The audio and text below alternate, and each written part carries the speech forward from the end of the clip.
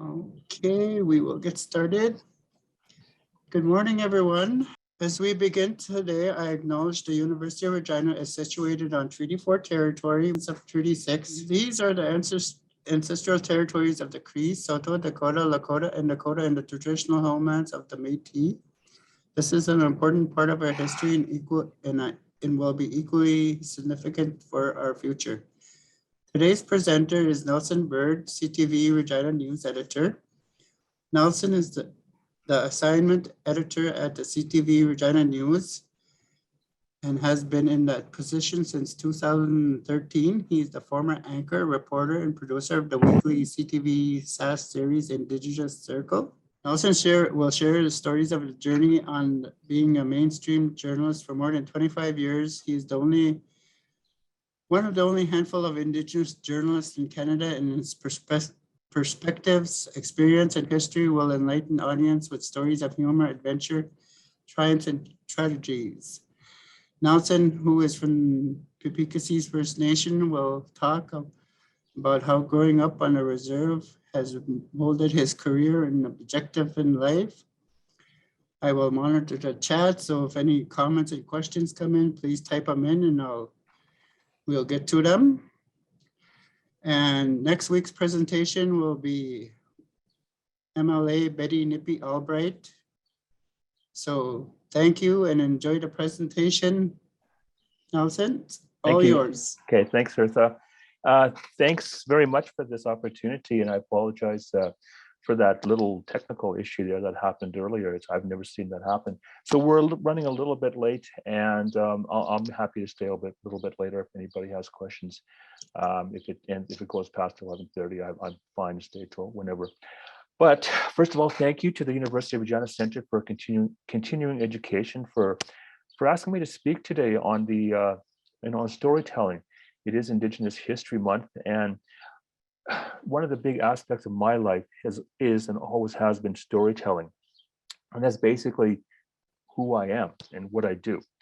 I'm from Pipikassis, as Hertha mentioned. That's where I grew up out there. I live in Regina. I live by the General Hospital. I'm married to Judy Byrd, and I have 2 dogs here, and hopefully they may join us. I'm not sure if they'll come upstairs where I'm sitting. I'm sitting beside the window because it's a nice day out and I can hear the birds and I can smell the lilacs. I thought this is a nice setting to be sharing my stories with you all today. Storytelling is in my blood. It's in all of our blood as Indigenous people. It's a tradition that's been passed on, the oral tradition, which is for most Indigenous people something that's been passed down through generations. And there was a time, of course, because of colonization and everything else, where these stories were not really allowed to be shared or told. So some of it was lost in our history. My dad was a storyteller. He was a war veteran, as was my grandfather. My grandfather was David Byrd. He was originally from near Swan River. I'm not sure exactly. They say that he was from near Key First Nation. He was Saulteaux. His Saulteaux name is Miskeki Pinesi, which means medicine bird in Saulteaux. And his sons and daughters were raised on Pipikassis. My dad's Charlie Byrd, and he went to residential school at the Fall Hills Colony. And he's also a war veteran. My dad's Charlie, who fought in World War II and landed on Juno Beach on June 6, 1944. So he didn't talk about that too much in our lives, just that we knew that he was a war veteran, a war hero, some will say now, and I do, I'm one of them. But he was always telling us stories as children growing up. We'd be going for drives in our car, and my dad would always have a story to tell. And sometimes you wonder if they were true or not, but he was a storyteller who liked to entertain us as children. So I kind of get that from him too. So we'd be driving along in the valley, and he'd tell us, as kids, he'd say, "Look around, kids, see this valley? I dug this valley. That was my first job as a kid, was digging this hole with shovels." And he would tell so convincingly that, many people believed him. And Dad, is that really true? And Mom would agree with him just to keep us quiet, maybe. He also had this ability to make up stories just like that. We'd be driving along and he'd say, we'd be driving beside a town, and he'd always have a definition or the meaning of a town. And it was always the same. He'd say, when God created that town, he did this. So we'd be driving by Plunkett, Saskatchewan, for example. He'd say, you know, when God made Plunkett, he just plunked it down right there. And that's why it's called Plunkett, because God made it that way. And it was so entertaining, you know. He'd see someone, a farmer in his field, and he'd say, look, there's a farmer outstanding in his field. And we'd chuckle. We loved hearing these things over and over again. Didn't matter. As children listening to his stories in the car. And, you know, we'd see nature, things like that. And he'd see a pelican, and he had a little poem that every time he'd see a pelican, he'd say, a funny bird is a pelican. Its mouth can hold more than its belly can. So we'd giggle at those stories, and it was a form of entertainment.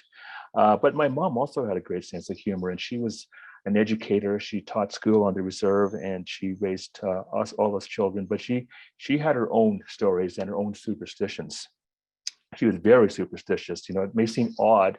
And the story I wrote down because I'm in the process of writing a lot of my stories down, just my memoirs, my autobiography, if you will, because I'm always telling stories. I'm always sharing stories with people in my newsroom, my family, my friends, and I want these to be told. I want them to be shared. I don't hesitate to tell stories.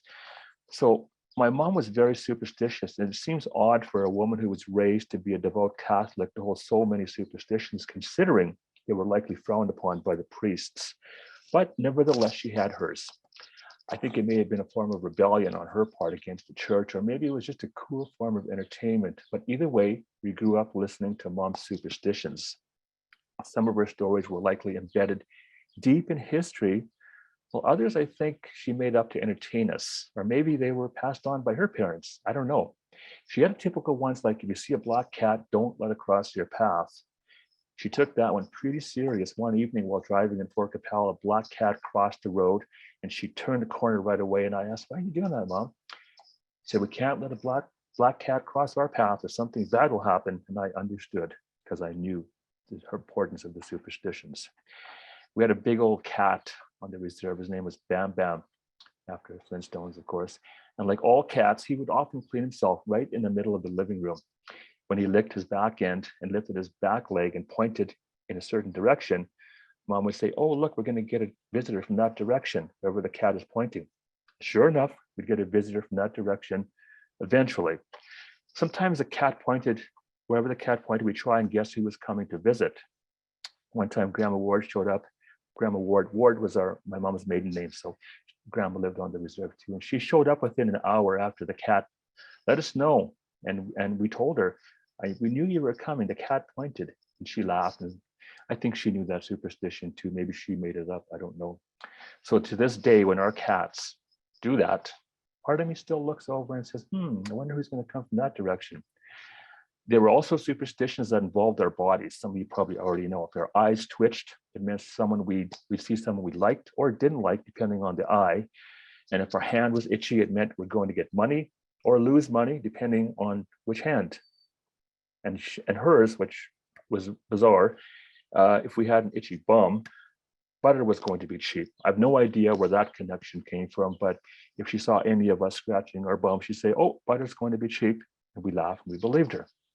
And then the one that was most bizarre, if that wasn't bizarre enough, was one to do with dogs pooping. If we saw a dog pooping on the side of the road, she'd say, don't look or you'll get a sty.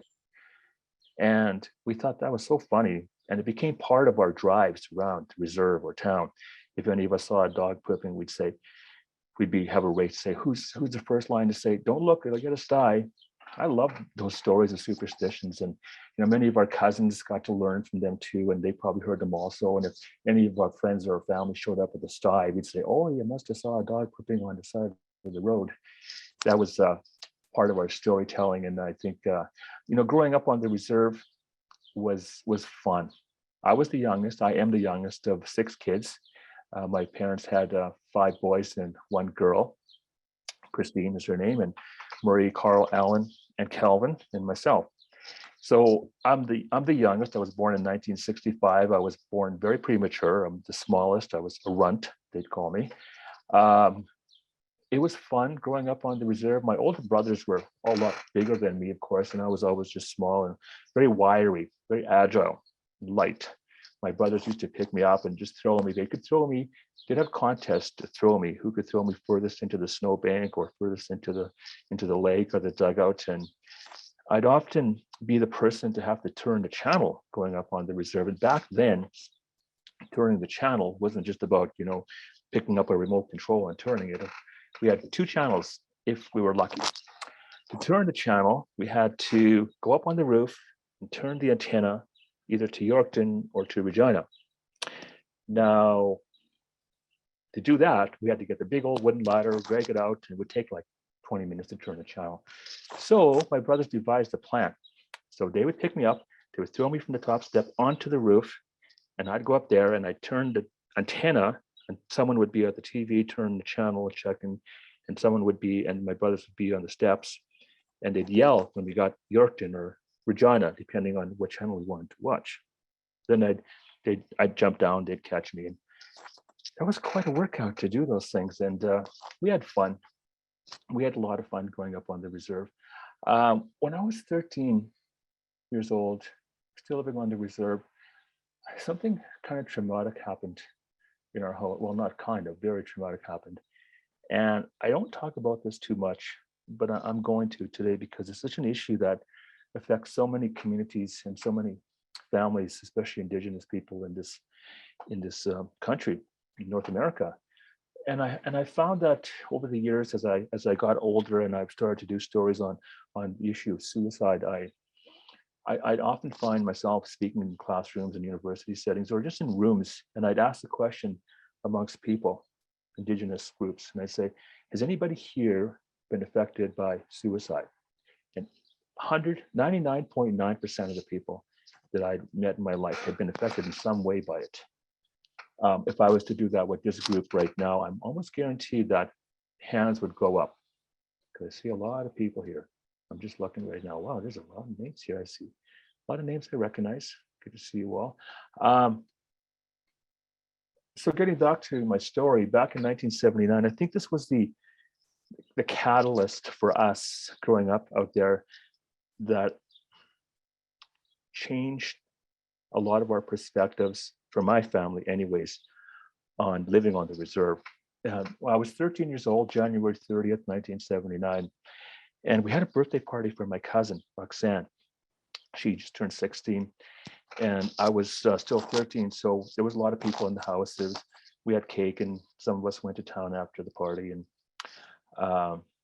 then late at night, people were sleeping. My older brother, Alan, who's second oldest brother, he came home. He continued the party. I don't know where he went. I don't know what he did. He was drinking booze somewhere on the reserve. I still don't know to this day. And I had to sleep on the couch that night. We had a small house on the reserve. It was 3 bedrooms and a basement. And my older brothers slept in the basement, had side-by-side beds. And I had to give up my bed for my cousin who stayed overnight. And my sister was in another room. So we were mostly all there. My dad worked out of the reserve. He worked in the city, so he wasn't there. But that night, my brother came home, and he, for some reason, was pacing back and forth in the living room. And I just looked up at him, and I said, Alan, are you okay? And he says, yeah, I just go back to sleep. He wasn't angry. He was just upset. Something was wrong. So I stayed awake, pretending to sleep. Then I heard him sitting on the steps going to the basement, and I went and checked, and he said, go back to bed. And he was kind of getting a little gruff with me. So I went back to bed. And within maybe a few minutes, we heard this gunshot, this loud gunshot. And I've never heard a gun go off in the house before, a shotgun. And it literally shook our house. We thought the furnace blew up. It was wintertime, and we don't want that to happen. We didn't know what it was. Everybody jumped out of bed. My mom, of course, was the first, and my brothers, who were sleeping downstairs, saw it all. My brother took the gun, put it in his mouth, and he shot. And as a 13-year-old, I just was so shocked. But my mom took charge. She just took charge so quickly and so fast. My brothers came upstairs, the ones who witnessed it was dark, so they couldn't really see, but they heard enough, and we all heard it. So my mom just took charge. She says, you do this, you go there, you do this. And we called the ambulance. Of course, first thing, my sister or cousin called the ambulance, and we waited. We thought he was dead. We assumed shotgun in the basement. And we all were sitting up in the living room waiting. And then all of a sudden we heard a moan. And my mom went downstairs in seconds and she held his face while it was bleeding. And she held it and she called my older brother Murray and he helped hold him too. So they took turns holding the pressure while we waited for the ambulance upstairs. And he was by then kind of conscious, I suppose. And then the ambulance showed up. It took a long time. We only lived 10 minutes from the town of Belcarra, on a reserve. And it took them about an hour and a half to get there, which is another story in itself. They got lost. They got lost on the way to the reserve to our house. They went to the wrong houses on the reserve before they got to ours. And of course, people on the reserve were calling us, asking, what happened? The ambulance just showed up at my house. So, the word travels fast. And we were getting phone calls before the ambulance got there, which is not good. So he survived. The ambulance took him to the hospital. He spent months in the hospital. And thanks to mom and my brother, they saved his life. And it was just one of those things that happens in many communities and many houses and many reserves, that my mom decided, no, enough for this place. So she moved to the city with my dad. Dad and mom were living separate, but they were together. He was working at Molson Brewery. She lived and worked on the reserve. And they finally moved in together in 1981 after living before I was born apart. But he'd always come home on weekends and had us all us kids while he was working away from the house to survive, basically to survive, to make money, to make ends meet. They had 6 kids and they wanted to do that. So when we moved to the city in 1981, my brother, he healed and he eventually got married and he lives on Pepikasis. His name is Alan Byrd and he has kids and grandkids and he's very happy. He's well respected, a leader out there. So he survived that night. And we don't talk about it much, but I wanted to share that story so to know that I too have been affected by the issue of suicide, or attempted in my case. But in 1983, I became a fireman. Now, the reason I'm telling you these stories is because they're all part of my journey to become a journalist. Part of my journey is the storytelling aspect. So I became a fireman long before I became a journalist, quite a few years anyways. And how I became a fireman is a story in itself. 1983, I was 18 years old, out of school, and I wanted to do something. I saw an ad in the paper. It said fireman's course, 6 weeks at SciAS, which is Saskatchewan Institute of Applied Science and Technology.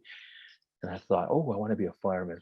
And told mom, and she encouraged it. She said, yeah, sure, and I got a letter of acceptance, paid the tuition, which was only $60, and everybody was so excited. I was just skinny runt kid, still 18, but going to be a fireman. So I went to the course. First day at SciAS, I walked into the classroom and there's all these really old guys in there. Well, when you're 18, 30 seems old. So I looked around and I thought, this doesn't seem like the right room. Then the teacher came in, the instructor, with his big textbook.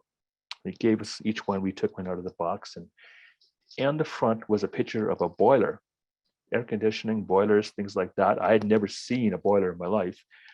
I didn't know anything about air conditioning because we sure didn't have that growing up on the reserve. So I was so dismayed.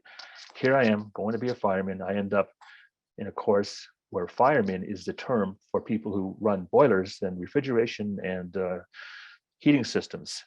But I had nothing else to do, so I stuck it out. I took the course. I learned about what they were, how they operate. I even took some tours of boiler rooms to learn how they operate. And I stuck that out for the 6 weeks. I applied for a job with the government, and I got a job at SciAS where I took the course. I ended up working for the government for 6 years 8 years actually, as a building maintenance person and as a boilerman, janitor, if you will, excuse me. And I enjoyed that. It was a growing opportunity for me. And I was quite shy when I was young. I was quiet, not very outspoken, but I did have a sense of humor and I did like to learn. And I had this passion, maybe some call it OCD, to learn, to do the best job that I can in anything I did, whether it was, growing up on the reserve, painting houses, to doing this job at SciAS. I did my best. I excelled at it. In fact, I really wanted to just like, not so much be competitive, but just to do the best job that I could do for my own reward. And back in 1985, something really strange happened to me and my buddy Huey. I'm not sure if he's done this, but Huey Wright is his name. He is he's a boilerman too, like me at the time, and he stayed in the job for much longer than I did, same age. So we started working at SIAS together, and we were janitors at first, and then I left that job eventually. But one night in 1985, summer of 1985, one of the oddest things that ever happened to me in my life, and there's been a lot. When I see Huey today, whether it's texts or whether it's phone calls or on Facebook, we always say to each other, do you remember that night with the Northern Lights? And we kind of nod, knowing that, yes, it happened to us. It did happen to us. So in July, it was a hot, humid night. Our shift was 4 p.m. to midnight. And on the north end, we worked at Winnipeg Street North Campus, which is a brand new building when we started working there. And it was SIAS, it's where all the technical trades and schools. So we were being janitors, and around 11:30 at night, we were taking the garbage out to the north end to the garbage containers. And I walked out first. Huey was still behind doing something. And I looked up in the sky and I saw the Northern Lights kind of over the refinery a little bit. And I thought, wow, this is pretty cool. I'd never seen them this close to the city. And growing up with them, you're taught never whistle at them. But I always did. I shouldn't. I know I shouldn't. And because when you whistle at them, they seem to move around. They seem to dance. They seem to be like spirits to me. And then we saw them all the time. It was like nothing new. But to see them where I saw them that night was amazing. So I started to whistle, and they started to move towards closer and closer in the sky. And I didn't know what to do. I said, Huey. So I ran back inside and I said, Huey, come and look at this. So he came outside and we both stood there. We could picture us in the dark end of the building, looking up. I said, let's whistle. So we whistled, and they came right above our heads. These wisps of light, they were circling by then. They were bluish, greenish, yellowish, and they came down, they bounced off the side of the building like a ghost, like a wisp of smoke, swirling around at our feet. Then they just kind of swirled circles, bounced back up off the building, and then up again into the sky and retreated. And we both stood there and we said, what the heck? And I'd never in my life ever seen that before, experienced it until that night. So we talked about that a little bit over the years.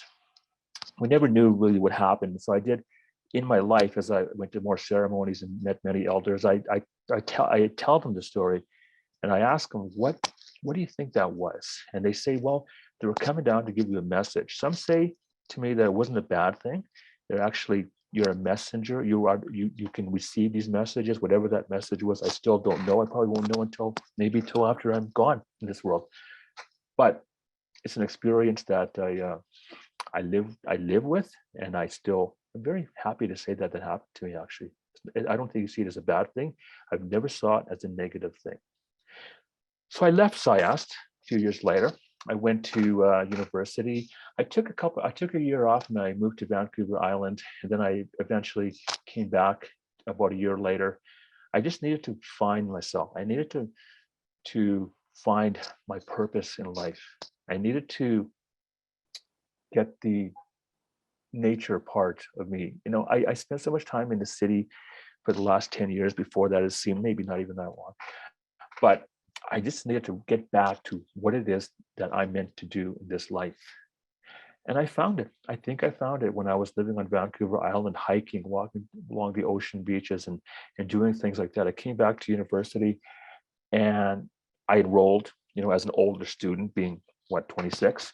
I felt old at the time for some reason, maybe because I had lived already a different career. So I took the year off and I started University of Regina, SIFC at the time, First Nations University now. And I was walking down, I didn't know what I was going to be. I didn't know I was going to be a journalist until one day I was walking down the hallways of the trailer at SIFC and I saw a sign on the door that said Inca. I said, interesting word, Inca. I knew the word Inca from the, the Mayans and the Incas and all that, but this was different. So I went in, knocked on the door, went inside. There was this lady, and her name was Shannon Avison, who I didn't know would become one of my lifelong friends. She told me what the Indian communication arts class was about. And I immediately thought, this is for me. This is about sharing our stories. This is about telling our stories. This is about Indigenous perspective. This is about us getting our stories told truthfully, honestly, and better, because that was missing, I found, in the media, mainstream media. Our stories growing up were so seldom seen in mainstream media. TV, we rarely saw an Indigenous Canadian on TV. I saw Jesse from Beachcombers, and I thought, oh, that's pretty cool. He's on TV. That's Jesse, his sister. But there wasn't very many. Chief Dan George, we all love Chief Dan George. But these were actors. These were people that I respected for their careers. But there wasn't a lot of Indigenous people. There was Carol Adams, is an Indigenous journalist who was at CTV long before me, that people don't really notice, but she is a trailblazer, and I'll talk about her in a bit here if I can. So I stayed in university. I stuck it out, of course.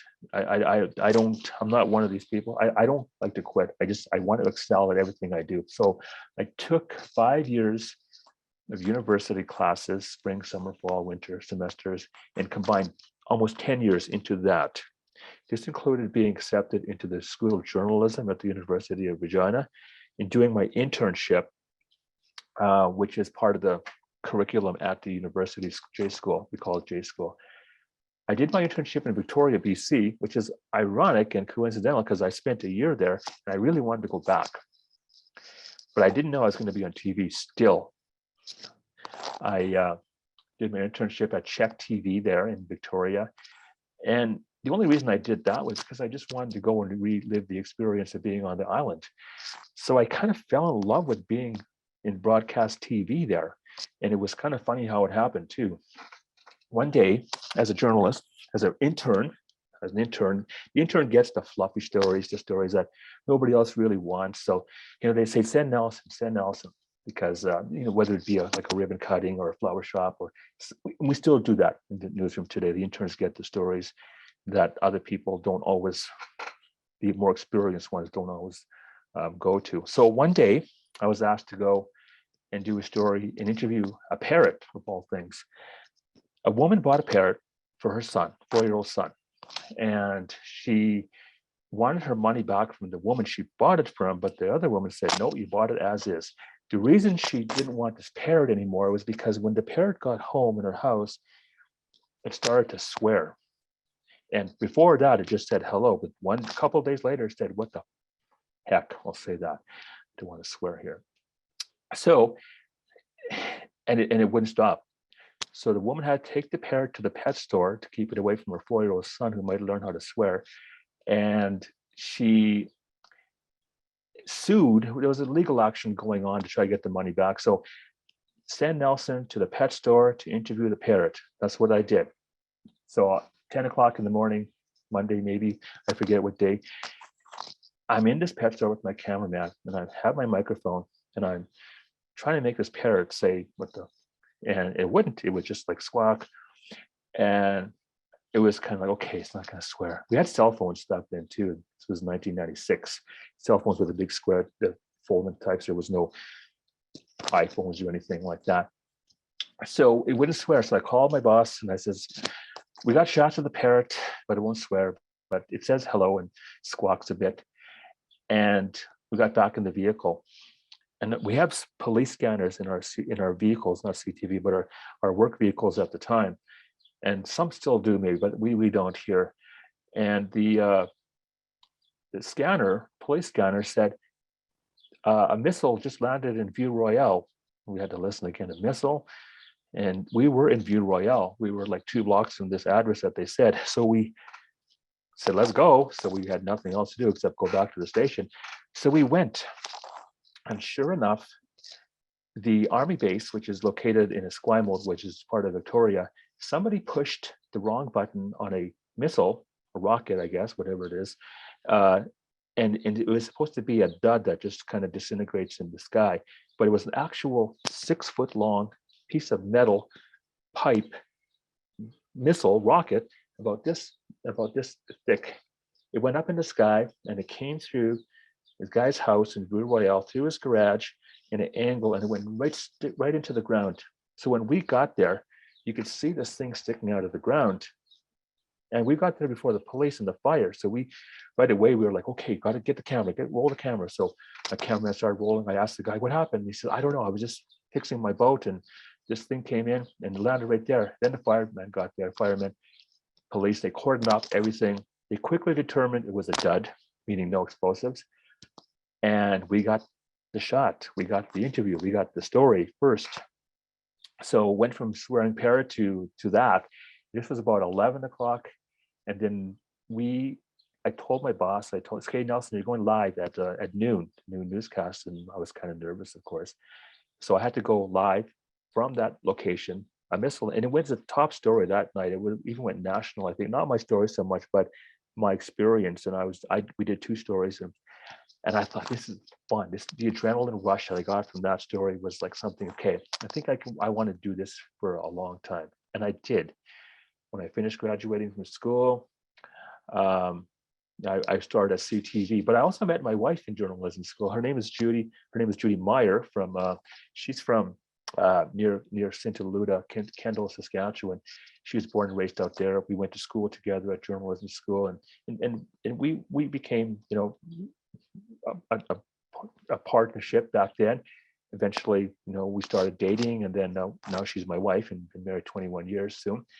But back then, we were a team. We were always a team. We always laughed a lot. She has a great sense of humor, who we share with all the time with each other. And I remember when we were in SIFC, she registered through SIFC, even though she's non-Indigenous. And for some reason, at the administrative office, they put her down as Key First Nation. They just checked that little box and said Key First Nation. So she'd be getting letters from the reserve, Key First Nation. And when we graduated, on the program, it said Nelson Byrd, Kapikasis, and down below, Judy Meyer, Key First Nation. And we chuckled at that. And then the chief gave her a watch, and she got, all this stuff from Key First Nation. And that, even though she told them that she wasn't from there, they kept that on right to the end of her university career. So we still chuckle at that. And it's funny because that's where my grandmother was from, Key First Nation. I know that a lot of us have descendants from there and relatives there. Maybe some of you are from there. So after that, we kind of struggled for a little bit. We were living together, Judy and I, and we were trying to find jobs in our career, in our chosen career. And we worked so hard to get to this point. So I eventually got a job at CTV Regina. She got a job at Leader Post. But in July 1998, I began working at CTV and as a reporter. And I remember the days leading up to it and months, not so much the days, but I remember going to an event on my reserve, and I have some great relatives, some great funny, fun, comical relatives, uncles, aunties, and we laugh. When we get together, we laugh. It's a laugh fest. And even at funerals, unfortunately. But one event we were at, and I told my uncle, George Denemy, who's a great storyteller too, I said, Uncle, I'm going to be on TV. And the first thing he said was, good, now I can turn you off. And he did that with his hands. And of course we laughed. And that joke stayed for years. And that's still being told about today, his little quip at me about being on TV. And when he passed away, that story had to be told. So I started at CTV Regina in 1998. And part of the job was to host a half-hour television show called Indigenous Circle, which I knew of the show. Doug Cuthan was the original host, and others were hosting too. But I was the first full-time video journalist, reporter, producer, anchor, cameraman for that show, which meant that I did most everything. And there weren't very many video journalists in Saskatchewan at the time. And video journalism means basically that I have my own camera, I do my own editing, and I go out and I do stories all over Saskatchewan like that. And it was kind of a threat to others, because before I started there were many camera people, and I think they were quite nervous that their jobs are going to be taken by video journalists like myself. And sure enough, it did happen. I think they laid off 4 people a year later, and all the reporters became video journalists. If they didn't want to become a video journalist, they left. They quit and they went somewhere else. So a few of us stuck around, of course, and I as a video journalist, I did that job for many years, for 15 years actually, and I traveled Saskatchewan, Canada, different places, and told the stories of Indigenous people, and listen to the stories of Indigenous people. That's one of the key things of this job that I've had, that I've been blessed with, is to be able to not just ask the questions and tell the story, but be able to really listen, to be able to really connect with the people that I've interviewed. You know, there's a number of different stories that I worked on that really have an impact on me, but also on society, I think. And of course, the whole suicide one I talked about earlier, that was a major one that Creason Adjicori and I worked on. But before he came along, and I'll talk about Creason in a bit here, is in 1993, I went to Fiji and Vanuatu, which is a country nearby in South Pacific. And I was chosen to go there as a video journalist with my camera and go and document the culture, the lifestyles of the Indigenous people in those countries. It wasn't going to stay at resorts, and it wasn't going as a vacation or a holiday. It was actually pretty rough, because we went to these communities that are very much like a reserve, and we stayed with the people. We lived with them for a few days here and a few days there, and we got to see that the issues that they face on a daily basis back in 2003 were almost the same as what our people here face also. You know, the poverty, the drugs, the alcohol, suicides, and things like that, and the whole colonization of how it affected them, even residential school type things. So I got to learn from them, and I got to stay with them in their huts even. And I remember one day swimming in the ocean with them, and I was kind of nervous about sharks, because you always hear about the great white sharks killing people here and there. And actually, before we even got to the beach, I remember my friend, I says, I'm kind of nervous about sharks. Do they kill people? A lot of people said, no, they only kill white people. I said, really? Said, yeah, they don't kill Indigenous people. And I kind of chuckled. I said, really? He said, yeah. He said, the reason they do that, and he didn't give me the reason so much, but I learned in this village that I was staying at that the shark in this particular part of these particular Indigenous people is revered. It's not worshipped, but it's part of their culture, like us with the eagle. And when you see an eagle, it's good luck. The eagle feather is very sacred to us. The shark is the equivalent in this country, in this part of the world. So it's beautiful. And I went swimming, and I felt safer just knowing that, because I'm brown and Indigenous, and I was swimming with the kids and everybody else, and I felt good. And they said that one person was killed by a shark, one Indigenous person in this village, and they showed me the grave right in the middle of this village, among the huts. It was a headstone, and it was a young girl, was killed by a shark in 1950 something because of voodoo, which is something else I learned about. That somebody put a curse on a family, and this girl was killed. And they said that's the only time a shark has ever killed anybody here in this community. So I always felt very blessed to be able to listen to these stories and to tell them and share them. And I have been able to do that a lot. One of the things that I really cherish about this job of mine is that I'm in a position to mentor others. You know, and I do that by inviting them into my life, my job, my career, and they get to learn about how we do things as journalists, how we as people who are Indigenous do tell stories. And I've been doing that for a long time. So we've had people like Tina Pelche, who's at the Prince Albert Grand Council now, Alina Perot, Adam Gamble, who's a young non-Indigenous guy, just filled the position. And of course, Creason Adjicori. He came along in 2008, and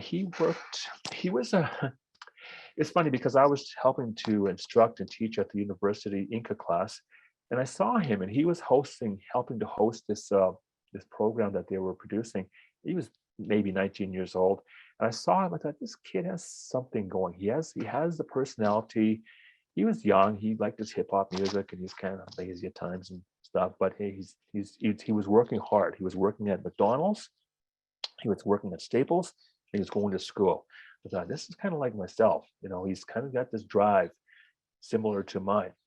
So we had a mentorship position that was a minimum a year working at CTV.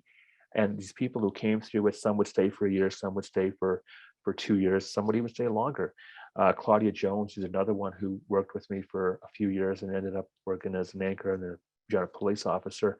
But Creason came along, and he really connected with our staff, with me, and we traveled all over the place on him doing these stories. He excelled at the camera and the editing programs that we use. So while I'm busy telling the stories or writing the stories or doing the interviews, he would be, doing the technical part. And then that eventually became who he is now. I remember his first interview with an elder, and we're very respectful when it comes to our elders, always. And I said, Christian, you're going to do the one-on-one with Elder Noel Starblanket at his house on the reserve. So we set up the cameras, and he sat there, and I sat over here, and I did the camera work. And I said, you ask him this question, then this question, then this question. And he asked him one question, and Noel spoke for like 16 minutes straight without pausing.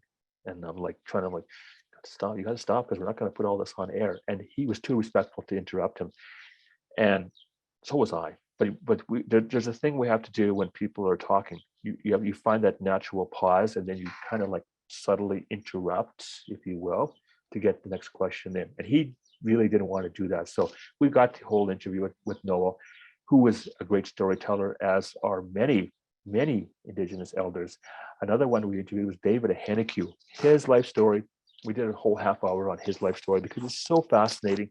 He was villainized a little bit by his own words. But we went to his house. He invited us to his house, me in particular, to tell his story. Nobody really wanted to touch him after some of the words he said. David Hannicki was a First Nations leader, FSIN, powerful, outspoken, intimidating man. And I knew who he was, and I knew what he said. And then all of a sudden, and he went to court for saying words about the Jews, and it caught him in a lot of trouble. But he was very adamant about what he said. And then one day I got a phone call from one of his relatives, and it says, Uncle David wants you to tell a story. I said, oh, okay. So me and Creason and cameraman went up to his house on the Takakoo First Nation. I was apprehensive. I didn't know if I wanted to really do this, but I didn't know. Then we got to his house, and we met him, invited us in, him and his wife Grace, and he told us why he said what he said. He introduced us to his wife. They were both kind of sick. They were elderly, and they both had cancer. But we respected them nonetheless, because they had done a lot in their lives, and their children had done a lot also too. So we spent time with them. We went back 2 or 3 times later. She made the best rabbit soup, and we eventually got to just have this really comfortable setting with them. And when they passed away, we went to their funerals, which is something that we do regularly. We meet so many people, Creason and I, and he still does, that the difficult part is sometimes you meet so many great elders and great people, and you get to meet them and talk to them and interview them, that eventually, they pass away, and we try to honor them by, doing something special with them. And that's what I've been continuing to do throughout these years. So I did that for 16 years, 15 years, Indigenous Circle, traveling, interviewing people, meeting them. But meeting them was always interesting too, because we would film them, we'd do the story, then we would sit and visit. They'd give us tea. Sometimes they fed us lunch. And I tell my staff, you can't refuse. When an Indigenous person gives you food, you don't refuse. There's protocols involved here. And I teach my staff about the protocols when it comes to who we are and what we do. I know I was raised on the reserve. I can pass on. I don't know everything. A lot of the ceremonies that we've were excluded from as children, they came to me later on in life. I don't take part in a lot of ceremonies, but I have taken part in quite a few. Religion is something that I was raised in, going to church, so we were never really taught the ceremonial aspect of our culture because it wasn't it was taboo for my parents, my grandparents to pass that on to us because they didn't know either. So even our languages were lost. Some of my family has picked up the languages and the culture and the ceremonies much more than I have, and I respect that so much. And I'm always learning. One thing that I've always said that on a daily goal of mine is to either make somebody smile or laugh and to learn something new. So every day, and a lot of us share that trait in life, to do those two things, because I'm always learning something new every single day. So that's my purpose in life, I find, is to be able to be a storyteller, to share those stories, and not my stories. These are other people's stories. My stories is one in itself, but I find that when I'm telling the story of somebody, I'm telling the story next week of Chief Marianne Daywalker of Pelche of Okanese. She was in Rome recently, and she presented the Pope with a pair of child's moccasins. And next week she'll be presented with the commemorative stamp of Canada. They'll unveil the stamp, and CTV National has asked me to do that story, and I will, because I respect her and I respect a lot of our anchors, CTV upper management, because they truly want to. Not all, but there is a switch. There is a change happening where our stories, Indigenous people of color, diverse LGBT, there's more openness to tell these stories and to include Indigenous people in that. We need more journalists. There's no doubt about that. There's no doubt.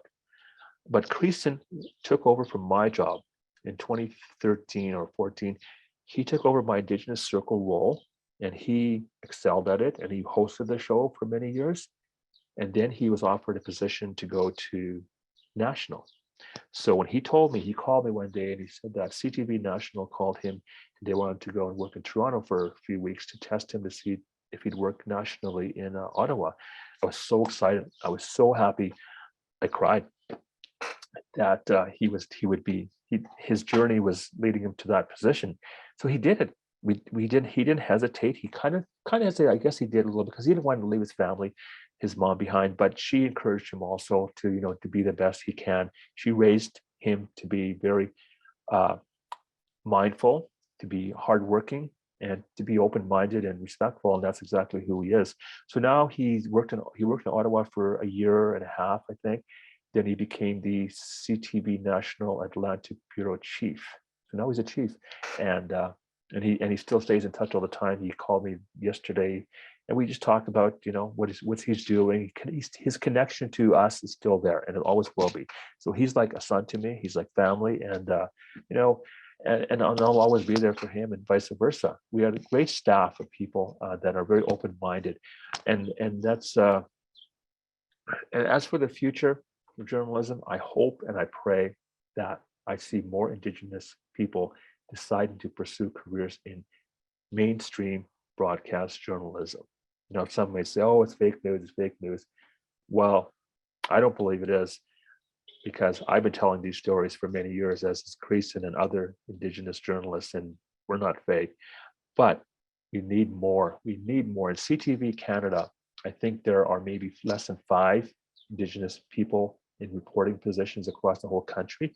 There's Creason, there's myself, there's Donna Sound in Toronto, and Ben Milger in Vancouver. That's it. 4. We need more in CTV, and they know that there's an issue with not getting enough, and I hope that changes soon. But I've talked a lot about things, and I want to take some questions right now before I can talk for an hour, but I want to see if anybody has any questions. I heard that well. So if anyone has any questions, you can press the space bar on your computer and it'll unmute you, and you can ask your question, or you can put it in the chat and I'll try to get to it. Thank you. I have a comment from Rosalina. My dad did the same thing. He whistled at the Northern Lights, and so did I. It was amazing. Neat. Okay. Yeah, Judy and I aren't cousins. I like that comment, Rosalina, too, about it always happens at funerals, laugh attacks, not funny. And that is so true. And you know, I will talk a little bit about that for a second here. When we, I guess in my career here, when I started 20 some years ago, I had so many relatives, uncles and aunts and parents and who passed away. So it was our duty as the 30 some year olds, 40 some, to be part of the funeral processions in every which way. So I'm the eulogist because I'm always talking and I can talk in public. My cousin is a preacher, minister, so she's always talking and being a preacher. Cousin plays guitar, another one sings. So four of us. So we'd always go to every uncle and auntie and parents' funeral, and we'd all get together again. Oh, here we are again. We're gonna do this funeral. You're gonna do the eulogy. Yeah, you're gonna sing. You're gonna preach. So it was just like four of us, and we'd always have the humor in there. Every single time, I would tell the stories, they would tell the stories, and we would laugh and laugh and laugh. And I made a joke one time. Here we are again. We should go on the road. We should go on tour, the funeral trail. And I just thought, what a great idea for a story. Funeral trail. These four people go out and they go to funerals and they become contracted. Oh, get them for the funeral, and they'll sing and they'll laugh. They'll do it all for a price of whatever. And we would just do it. It's not making fun of anybody who's dying, of course, because that's disrespectful. But even with my parents and others who passed away, every single time we have a funeral, someone would get up and tell a story, a funny story. Some of my co-workers came to my mother's funeral back in 2004, and there was so much laughter in the room that my co-workers were saying, is it okay to laugh? I feel uncomfortable. I said, of course it is. Of course it is. That's why we do this. We celebrate life. We're not celebrating the death. We're celebrating the life. That's that. I got a question from Ron Rhoda. Yeah. Nelson, you mentioned Carol Adams. Yes. Oh, where did it go? Are you able to expand on her career? Sure, I sure can. Yes, that's a great question. I'm glad you asked that. Carol Adams, she goes by on Facebook Carol Rose, Carol Golden Eagle. I can't really keep up with her last names, but Carol is a trailblazer. She and Joan Beatty was another one who is from Northern Saskatchewan, and she worked at CBC, whereas Carol, who is from Saskatchewan also, I just didn't, the name of her reserve escapes me at the moment, but she worked at CTV Regina. She was an anchor person. She was a journalist. She worked with some of the old white guys that I used to work with too. So our paths didn't really overlap because she left before I started working there. But when we talk about Indigenous reporters, anchors, journalists, we can't forget her input, her incredible legacy that she has done and working and opening doors and eyes, it seemed. And she is a good person to ever talk to on any kind of these storytelling events, because her experiences working with a room full of white guys, it couldn't have been easy. It could not have been easy, because when I started working at CTV Regina, it wasn't easy for me. This was a few years after she'd started there. She was probably among the very first Saskatchewan First Nation women to take on that role as an anchor person. And she used to tell me how the struggles were and how she's very strong, and stubborn, and she doesn't give a, what people say. She just does her job and she does it well. And she's a great writer. She's written several books since her time, and she's an artist and just a good person to have as a friend, I'd say.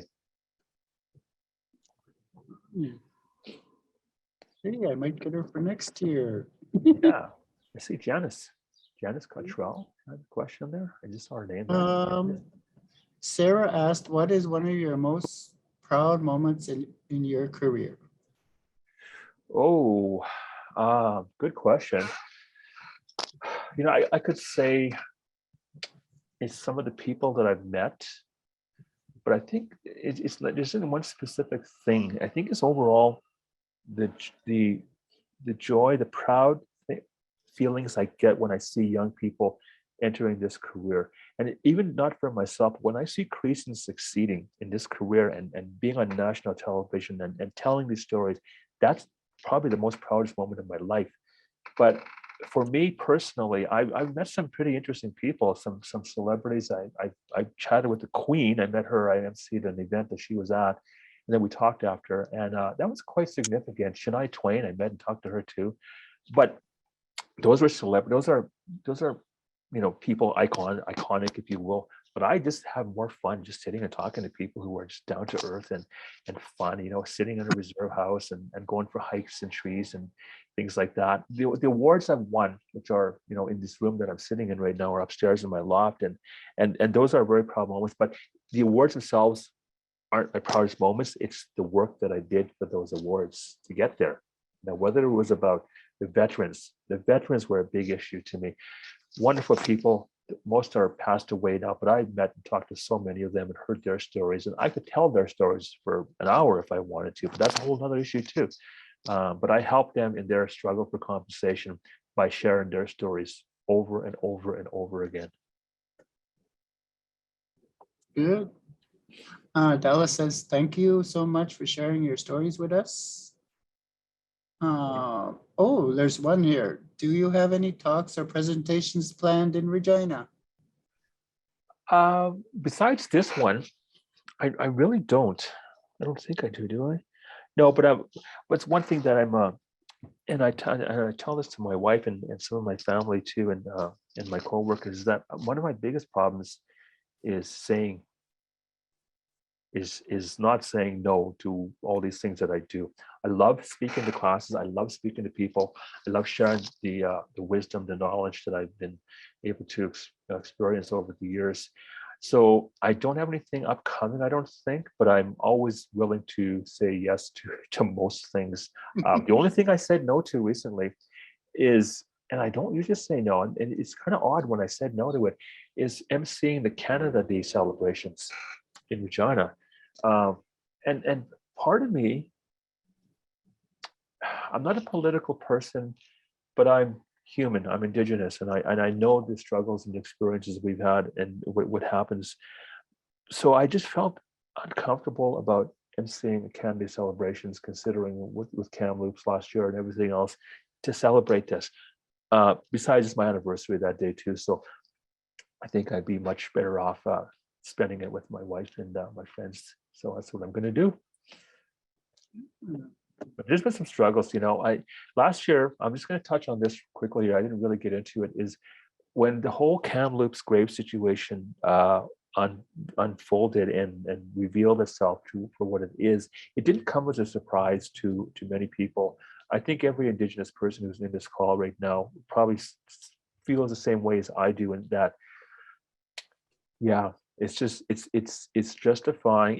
It's what we've heard. It's what we knew growing up, and me included, Grayson included. He was already in Ottawa, and he had to come down and do a few stories on this issue, on the topic, and I had to assign stories to this. And I've seen a couple of things with that whole Kamloops thing, and the resulting fallout from that, if you will. Two things that really stood out to me was that I saw a part of Canadian culture that went, oh, wow, this is finally, I'm understanding this. I did not know. They weren't listening is what the problem was. I've been telling these stories for over 20 years. I've interviewed residential school survivors and their traumas and their allegations for such a long time, for Indigenous Circle, for CTV News, and then people are saying, oh, we had no idea, I didn't know. Well, if you were listening, you would know. That's the problem with some of society. So there was that. But then they said, okay, now we want to do better. We want to help. We want to make sure that we don't forget this. Now, okay, keep that sentiment good. Then there was also part of society that always disliked us as Indigenous people that I had to deal with for many years, who will email us, will phone me, will send letters, how much they hate Indigenous people. So I've been at the center of that. I have letters saying that Indigenous Indians should die, and you be one of them too, because there's too many stories. I had death threats against my life because of who I am and what I do as a journalist. So when this happened, we had received so many phone calls, mostly emails too, about us Indigenous people only doing this for the money. It's fake. It's not true. Denialists. So I was at the forefront of that for a long time last year. And then the whole convoy thing happened, and it became even worse. Not so much about Indigenous stuff, but about the whole freedom aspect, that we were getting hate calls, assaults, and verbal attacks all the time. So it's not easy staying in this position for anybody. And sometimes I wonder, how the heck did I stay in this for so long? But I'm not a quitter. I feel that if I step away and I say, okay, I can't do this anymore, then they kind of win, it seems, but that's just my own personal thinking. So I did step away though for a few weeks. I took a 3-week holiday just to unravel my brain and not watch the news too much. But what did I do? I watched the news too much when I'm away. So yeah. Okay. Christy says, I really enjoyed this time. I could listen to you speak and tell stories all day. I have lots. Marjorie, thank you for sharing your stories and Creason's story as well. I particularly enjoyed the story of the Indigenous people of Fiji. I hope you inspire other up and coming Indigenous journalists. Kim, are you planning to stay in broadcast news for the rest of your career? Will you ever retire? That's a I good imagine question. it would be difficult as a lifelong storyteller. That's a good question, and I do have an answer for that. I'm at this, I would say, point in my life recently where I almost decided, do I want to keep doing this? Do I want to keep on and stay in the newsroom and direct and guide and teach and basically, manage our newsroom? I almost left because there were other opportunities in teaching and other passing on my knowledge to other people. I almost left. I decided in the end to stay, and I do that because I think that I'm in a better position to stay in a newsroom, to make sure our stories are told. If I was to go away from CTV specifically, Regina, even national a bit, indigenous circle stories would probably not happen as much and often, because I'm in a position when my job as assignment editor is basically to assign the stories every day, to go into the office and write down and make sure, okay, we're going to do a story on this and this and this today. This person assigned this person assigned this, how are you going to do the story? So we meet as a team, but in the end, I'm the one who calls the shots. I remember my old uncle, not Uncle George, my other uncle, Uncle Bob Denemy. We were at a wedding about 10 years ago when I became assignment editor. He said, Nelson, I don't see you on TV as much anymore. What's going on? And I said, well, I'm the assignment editor at CTV Regina now. And he didn't look impressed. And I was telling him what I do. And I said, you know what, Uncle, I boss white people around all day. And he went, oh, my boy, you did it. He was so happy when I said that. And he said, Bertha, his wife, Bertha, come here. Did you hear what Nelson does? He bosses white people around all day. And they were so happy. And in that moment, I laughed, but I also realized this is significant because they're elderly. They were in their 70s at least, and they had never been in that position to be what I was doing. And it was a very powerful moment for me to know that, hey, this position that I'm in, I can't take for granted. So I have to make the best of it, and I have to do the best job that I can in teaching others, especially the non-Indigenous people that I work with, which are all of them, who we are, what we're about, our culture, our protocols. I make mistakes. I'm not perfect. So they're learning. I'm learning. I've learned about them all my life. So now they have to learn about us. My friend Calvin Racette, who was a high ranking person at the Regina School Board, every time I see him, I say, how's it going, Calvin? He'd say, oh, I got them right where I want them. And I'd laugh. And I chuckle. And then I realized, ooh, okay. Someone says to me, how's it going, Nelson? I can say, hey, I got them right where I want them. And that's not a bad thing. I am in a position where I can say, let's do a story today on that missing and murdered walk, or whatever the subject is. There's actually a walk taking place in the right now as I speak, that one of my reporters was sent to by me yesterday. So it's good. Where do you like to visit next for your next project? Ooh, I think my visiting long trips are probably behind me now for projects anyways. I think locally, I think I like to do stories locally here, like in Saskatchewan. Part of me still wishes I could go out and do these big long features in different parts of the world, because they're needed. But I think that the younger generation journalists should be able to do that. I hope they're given the chance. I really do, that I was given to be able to tell the stories. If I could go anywhere and tell the story and do it again, I would like to stay in Canada. I've been to Akwesasne, I've been to Ontario, BC. I don't know. Maybe I don't know. I like the natural part of society, so maybe I'd go to Vancouver Island again and look at the Indigenous people's culture out there, and the humor, the music. I never touched on music, but I really love the artistry of our culture, the music and the dancing and all those things are just a pleasure to me and my crews wherever we go. Okay, Darlene says, thank you for sharing your stories. Ev, always enjoyed Indigenous Circle. So sorry it's not a half-hour show anymore. So good to see Kristen on the national stage now. Appreciate your support in his career.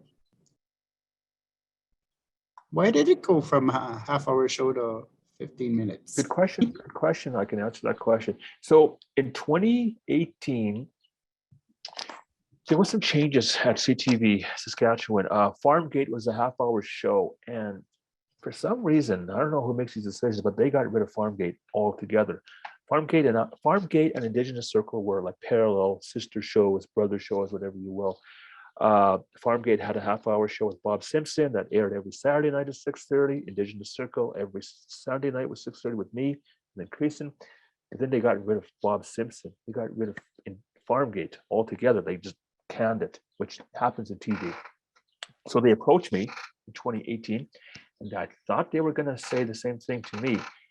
But they said that they wanted to change the format of Indigenous Circle, and there was a possibility that it might be canceled. So they said for me to think about it. So I thought about it. I says, okay, here's what we can do. Here's what we're going to do.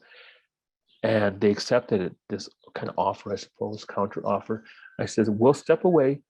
You won't do the half-hour show anymore. But instead of having Indigenous Circles once a week on Indigenous Circle, half-hour show, I'm going to make darn sure that Indigenous stories, culture, and Métis are on every day, not just once a week, but every single day if we can, Sunday to Saturday, every week.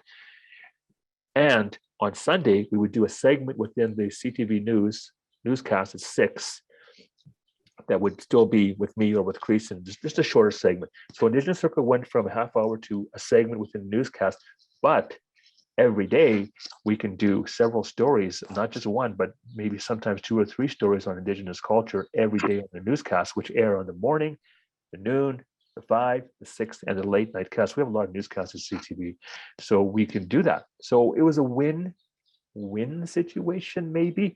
A part of me really wishes we were still doing the half-hour show. It's a lot of work, though. It's a lot of work for one person, and I'm the only person to do it. So as it stands now, I'm okay with this. Mind you, what comes on at 6:30 on Saturday nights and Sunday nights instead of Farmgate Indigenous Circle? Corner gas all the time. In that show, I'm going, really? They canned our shows for that still many years later. Nothing against that show. It's just like, okay, we can put new shows on, but that was their choice and mine a little bit. What are the book titles? Ooh. The book titles? Which do you mean? My book? Your book, I think they're asking. Oh. Well, it's not titles. If there is a book, and I'm going to tell you right now that I'm in the process of writing my memoirs into a bit of an autobiography, that I don't have a title yet. I don't.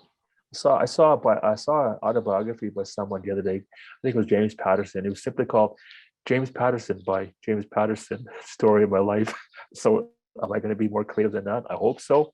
But I would say that in a year from now, Storytellers History Month, you could probably have me back again, and I could probably say that I would have a complete book, because it's a slow process. I don't have a lot of time to write, but in fact, I love writing. I love it. I love telling my stories, and the stories that I tell you guys, are written in a form that's like a short story. So because the importance of oral tradition to me and how important it is, I like to write as if I'm telling you the story. So if you read my book when it comes out, it'll be, maybe the story about the parrot. It'll be written basically as I tell it to you sitting here. There's a lot more stories, and sometimes in my newsroom, a lot of my staff have heard my stories before, and they'll say, "Oh, Nelson, tell a story about the parrot, or tell the story about this," to new people, and I will. And that's just what I do. I like to tell the stories. And most of them are humorous, and some are just some are not humorous. Some are actually very serious and life changing. I've lost so many good friends and family, and just a lot of loss, but a lot of rewards in my life. And I'm not even done. My wife and I, we're so close that we just share stories all the time. She's a storyteller like me, and we just do that. Christian's a storyteller. When we get together, we share stories and we laugh. Good. Wonderful presentation, Nelson. Thank you very much. Another one, thank you so much for sharing your stories and history, Nelson. Informative and very entertaining. I absolutely love to listen to the elder stories about history and life. Keeps me riveted. So many stories and too few people putting it down on paper. Indigenous Circle helped increase my interest in Indigenous issues. Now I absolutely love APTN programming. I'm also very pleased to see Creason's advancements and how skilled he has gotten over the years. Enjoy the rest of your day. Thank you for your time and perspective. Thank you for not quitting. You're welcome. Thank you. I just want, if I could just interrupt you, I just wanted to say, I just noticed, I'm looking at the chat too a little bit, but there's one here from Marjorie Frank, and I do want to address this one because it's a great question. How does the whole fake news affect your work? I love that question. It's not an easy one to answer, but I can tell you this, that I work with a lot of very talented, professional, qualified journalists who are dedicated to telling the truth, who will read, who will inquire, will research the stories that we do. One only has to look at some of the Fox News things. Like I don't want to bash other news outlets, but there is stuff out there that people will call us fake about. The way it works with us, and I've found firsthand, is that if somebody does not like a story that we do, whether it's about the convoy, whether it's about the Freedom Rally and all these things, freedom especially, certain subjects that we do stories on. Justin Trudeau, here's another one. People think, they assume that we're paid by Justin Trudeau for our news, so that he dictates what we do every day. And someone sends an email, they send us a check, whatever, to tell the stories that they want to hear. It doesn't work like that at all. It does not. We have meetings with our staff across the country, across Canada, Saskatchewan. I meet with other managers, and we go over what we're going to do for the day. We don't say, oh, how can we twist this? How can we make this fake one look real? We're all very honest. We try to be, we make mistakes. We try to be objective as we can. If we're going to talk to a politician about this, whether it's Scott Moe, we have to make sure we get the opposition side, the NDP, because it's just the way it works. If we're going to talk to the NDP, we need to get the other side. We try to balance our stories to get both sides, for the most part, especially when it's political. But it's generally not fake, and it's the one that we're most often accused of. When people don't like what we report, they call us fake news, and they call us other names that I'm not going to say here. Hey. Bird's Eye View is a good title. Just saying, Lori. That's a good title. It is. I like that. Bird's Eye View. Hey. Not Just for the Birds by Nelson Byrd from D. Barkle. Wow. Thank Titles. you so much. Awesome stories. Thank you for your stories. Have a great and spectacular day, Nelson. No, does anyone have any more questions or comments? I think we went over our time. But yeah, I see that. Oh, wow, it's 11:51. Holy cow. No, I like the comments. I'm going to read them all here, and I thank you, everybody. It's been a pleasure. Yes, thank you so much, Nelson. And sorry about that beginning part with that. Yes, sometimes it can't be helped. Yeah, it can't be. I've never experienced that before, but that's a new one. Yeah, that was I learned something new today. Watch those ones. yeah. Okay, thank you so much, and you have a wonderful weekend. We'll Yeah, talk to you soon. everybody too. And hi, Janice, if you're still there. I'll see a lot of my old friends on their names here, so it's really good to see everybody again, or at least see their names. I know they're seeing me. Mm-hmm. Okay, take care and have a great weekend too. Okay, thank you. Bye-bye. See ya.